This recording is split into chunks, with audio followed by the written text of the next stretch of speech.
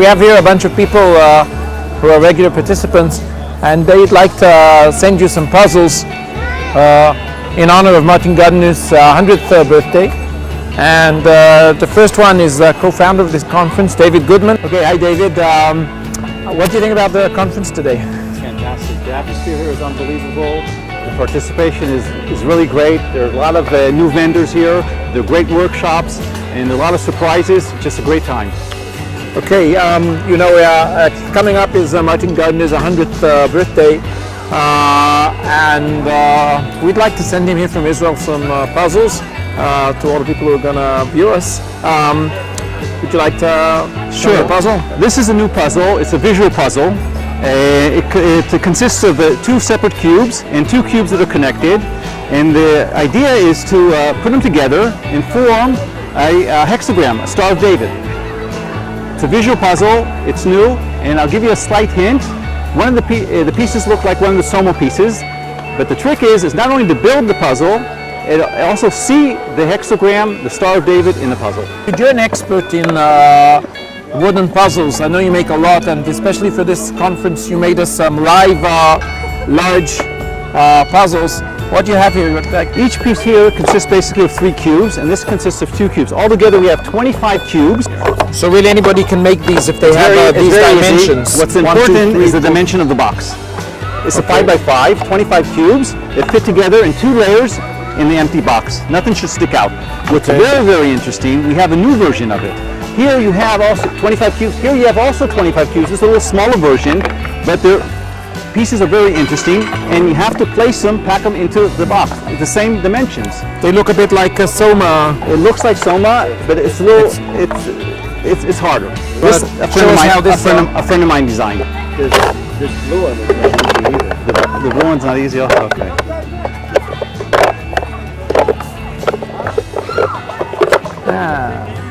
Piece of cake. We came across Eli Meitav, who's a well-known recreational mathematician here in Israel. He wrote this book. Let me translate it to you. It's Bewitched Numbers, about the golden ratio, the Fibonacci series, and some more mathematical gems. And it's coming up. We're celebrating Martin Gardner's 100th birthday soon, and I was wondering if you could say a few words about Martin. What was special about Martin Gardner to you? מרטין גרדנר היה מלך החידות האמריקאי בשנים האחרונות. נפטר רק בתקופתנו ב-2010, בן למעלה מ-90. Martin Gardner was one of the most influential mathematicians that just died recently when he was above 90. היה גם איש מאוד נחמד מבחינת האישיות שלו כבן אדם.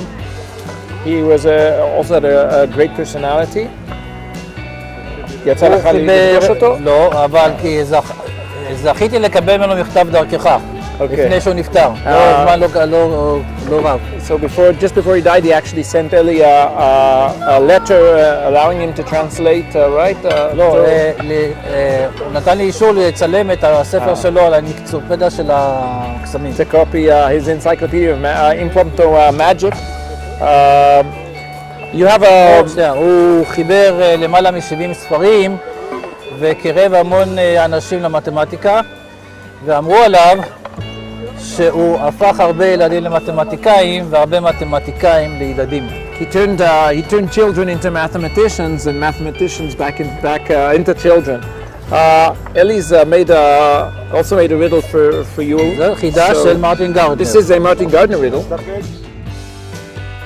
זה מעגל, מחולק ל4 חלקים שווים. The circle is divided into 4 equal parts. זה מרכז המעגל. That's the center of the circle. זה מלבן.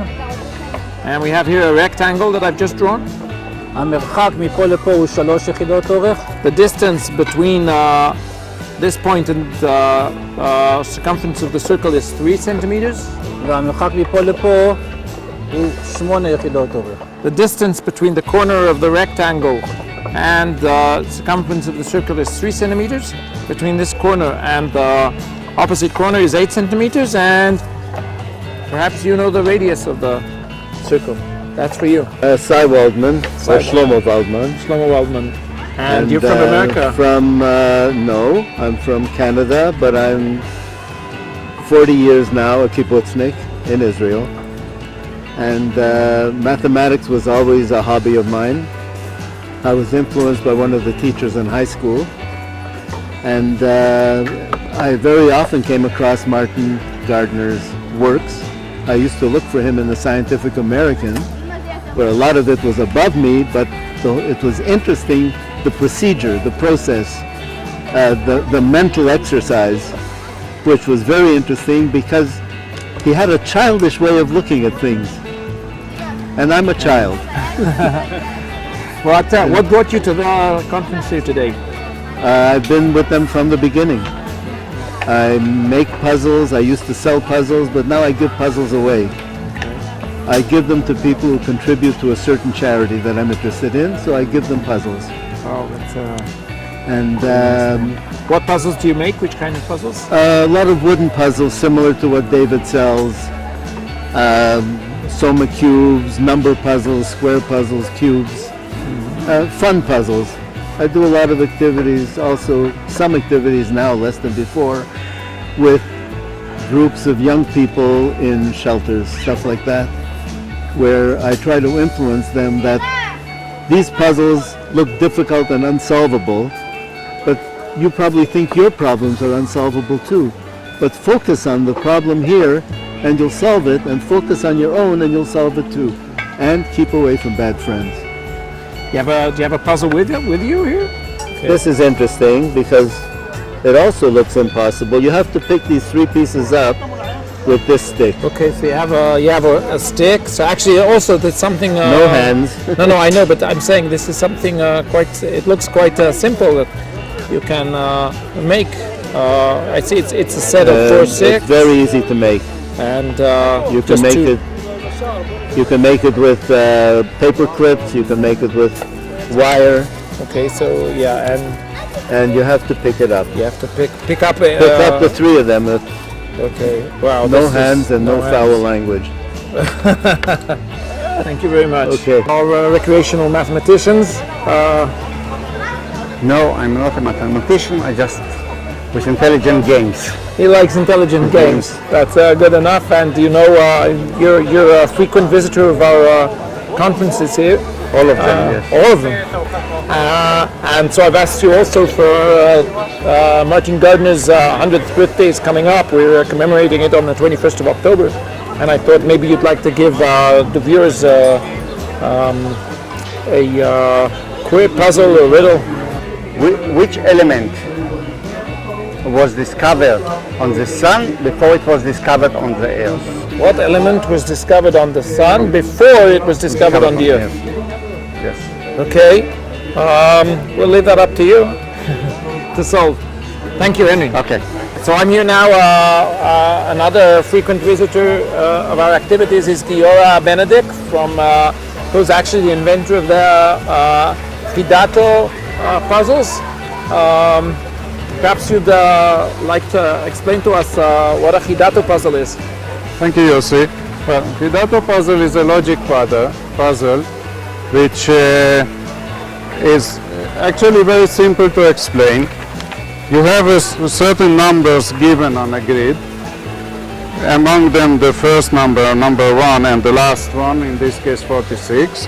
And you have to connect all the numbers, fill in the empty spaces, so that they connect consecutively and create a nice snake-like path from 1 to 46. So all you have to do is find the path and you solve the puzzle. And the darkened squares? The darkened squares don't participate. Oh, they don't participate. I see. So They are blocked. they're blocks. Okay. So only the empty, the white space you have to fill in. And it's a pure logic. You can solve it without any guessing, any type of tricks. All you have to do is think, give it some thought. And there a unique solution? There is always only one solution. One solution. The solution is always unique. And where can you find these, on the web or? You can find them at hidato.com, You can play there or download puzzles from there or buy books or booklets, applications, everything. And how did you start with Hidato? It was a very funny story. I was scuba diving and I saw a school of fish swimming around me. They swam so fast that it was impossible to see them. Actually, it's like this fly. They swam so fast that I only saw them when they turned. Whenever they made a turn, for a moment, I saw them there, then there, then there, then there. From that, I got the idea of creating a puzzle where you have to connect the dots in this particular way. Okay. Thank you, Thank Giora. you, Yossi.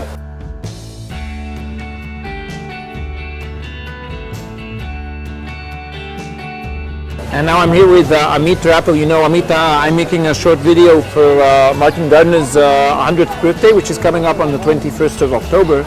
And I just heard your great talk before on how to use mathematical invariance to prove that some puzzles are not solvable. And you're going to tell us one of these puzzles, right? Okay, so you have an island with 45 chameleons, which can have 3 different colors. They can either be red, green, or blue.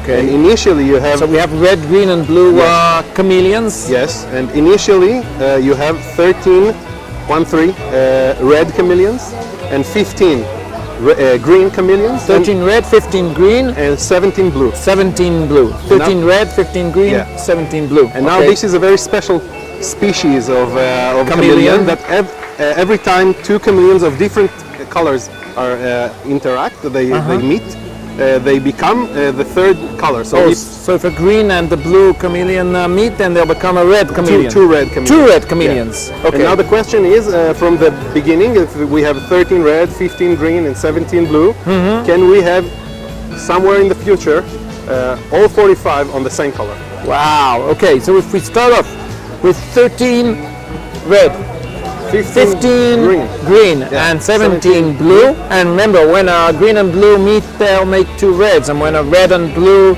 meet, they become 2 green. Yeah. And they meet and interact, and Yeah, there's they a go to the movies, they Right. go to eat Okay. something, yes, they meet.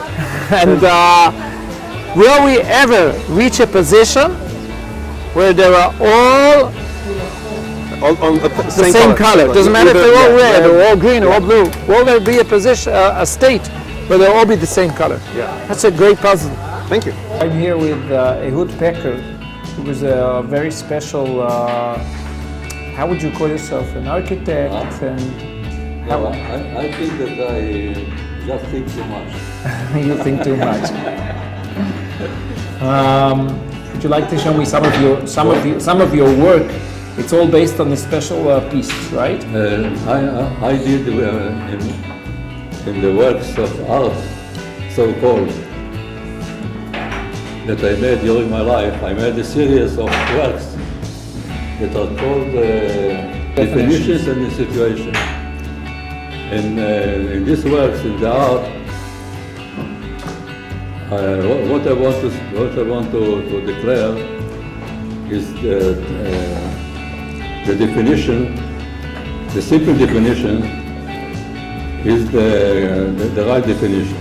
Because if we think too much, we make, the more we think, the more we make mistakes. So the simple definition is the right definition. As everything in life has to be in such a way. This is my vision to the future.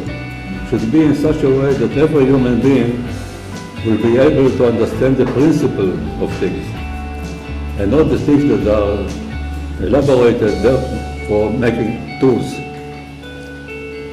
I think that by this way, the humankind will be able to survive all the new developments in technology that help us in life, especially in medicine. But they push us away from the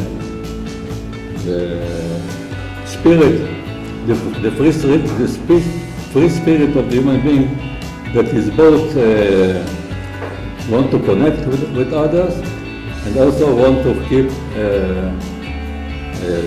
something individual, the individual. So, could you tell us a bit? And what I made here is by accident that I thought about the cube and I came to the conclusion that it's makes of two prisms, and then I saw that the prism is divided to three, and now I come to the conclusion that I don't want to say definitely that the definition of the cube that is presenting here is the most simple and accurate definition. And of course, I will not say it definitely, but I assume that. So Because it depends only on the triangle. It's not. It doesn't depend about angles, spherical angles, surfacical angles, and so on. And I'm glad that the Davidson institution gave me the place and the opportunity, yes, to come here and to find nice people. And during this also, I discovered that a new way to put the 8 and 4 parts of this game. And this also shows us that sometimes from children you can learn more than from older men. So, Ehud, I see what you have here is one basic shape. We have here a very large version of it. It's a prism. So we have a square over here, right? And a triangle over this side, and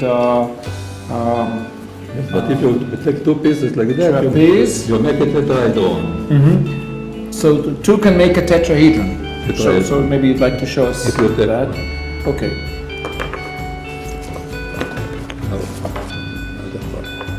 So all your works are made out of this basic shape, right? Yeah, you see this Okay. two So these two together make a. Okay. tetrahedron. This makes a tetrahedron. It's also a pyramid also. If you put it on this side, it's also a pyramid. Okay. This tetrahedron has the relation of 1, or the root of 1, the root of 2, and the root of 3. Root of 1, root of 2, and root of 3. These are the dimensions. And it's it's nice to mention that although it's not a scientific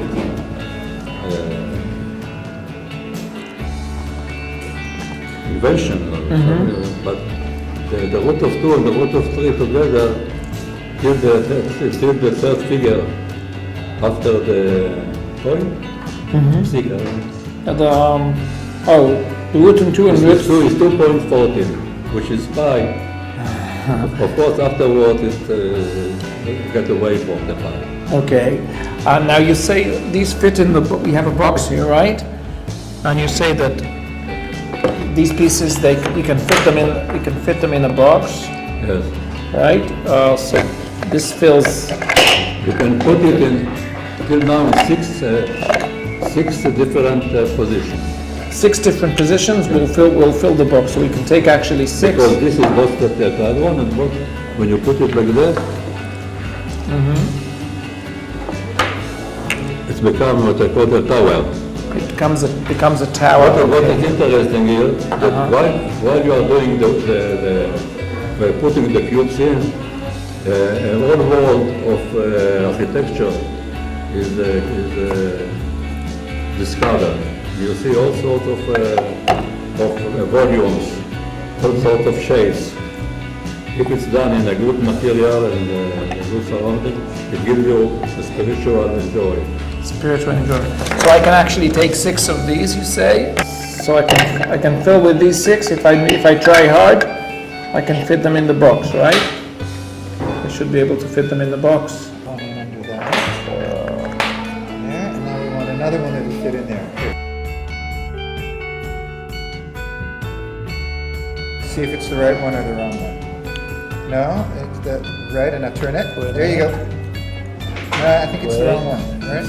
Turn it once more. Put the See if three it fits in there. Put it down there. We need. These two are the same, right? We need the third. I can see that now. There. Okay. Now you see it. Now we see it. This is amazing. Can you put this on top here? Of course.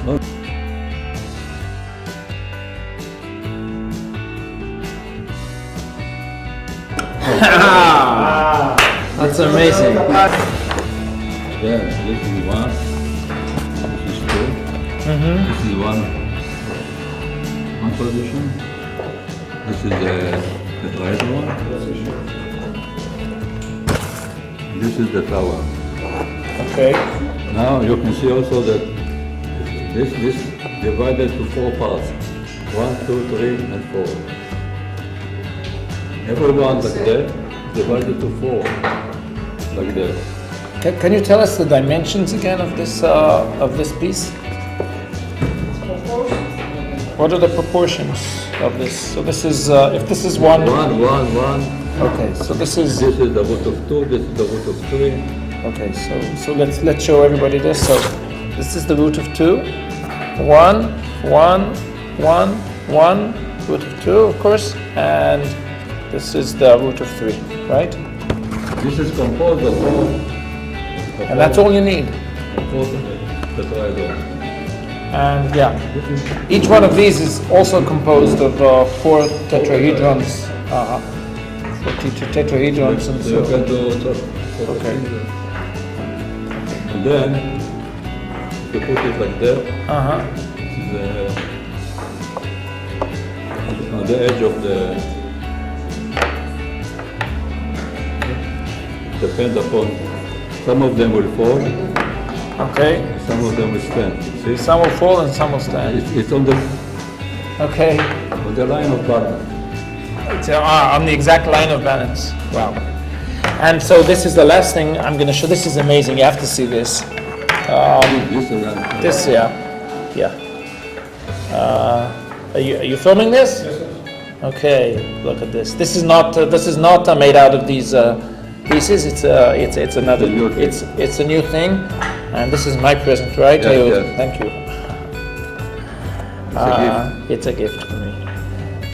So I'm going to take this out of the box, and you see, you know how you can. This is the relation of the golden. Okay, this is Golden the Ehud knows I'm a fan of the golden triangle. Isn't that beautiful? Okay, you know this makes up into a The cube. proportion is according to if this is 10, this is 6.2. Okay, so the proportion is golden ratio. So And all these parts are the same, but one you put it like that, and one you put it like that. okay, 6 sides this is amazing. are the same. Now, if you want to make dodecahedron, you take this up. You take where is the box? You take the box.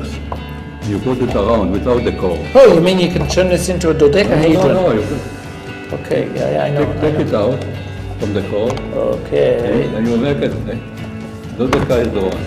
there you go. And you have a dodecahedron as well.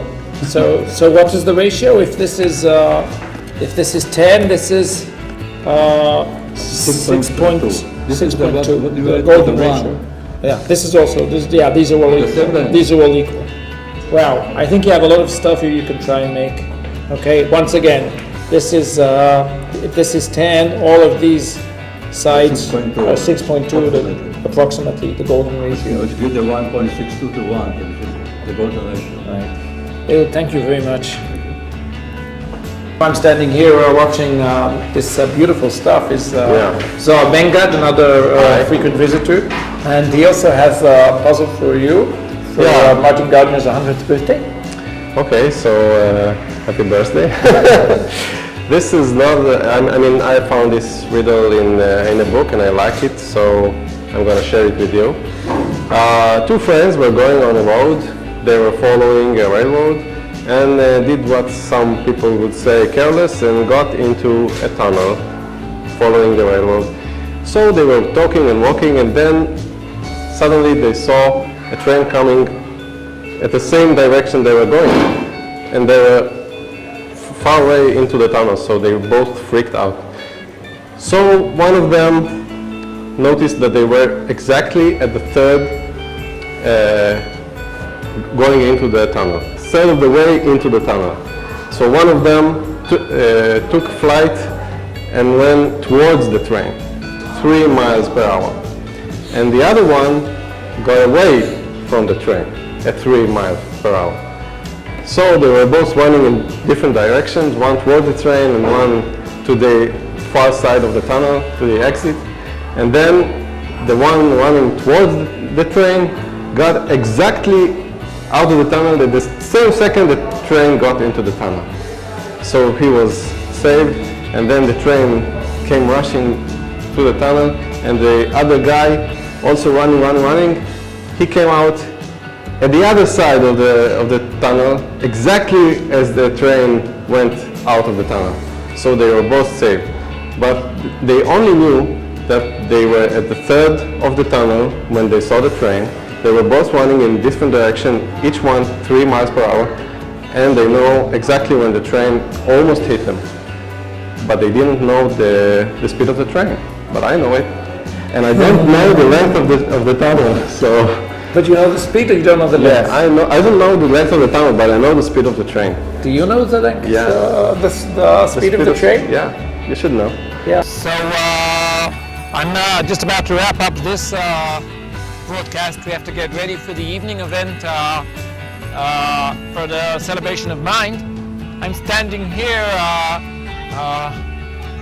at this exhibit, wonderful exhibit here at the Clore Garden of Science on the premises of the Weizmann Institute of Science in Rehovot in Israel. And this is a great opportunity to invite you to come and visit us if you're in your neighborhood, if you come to visit Israel. We're situated at Rehovot inside the leading research institute. We're at the leading research institute of science here in Israel.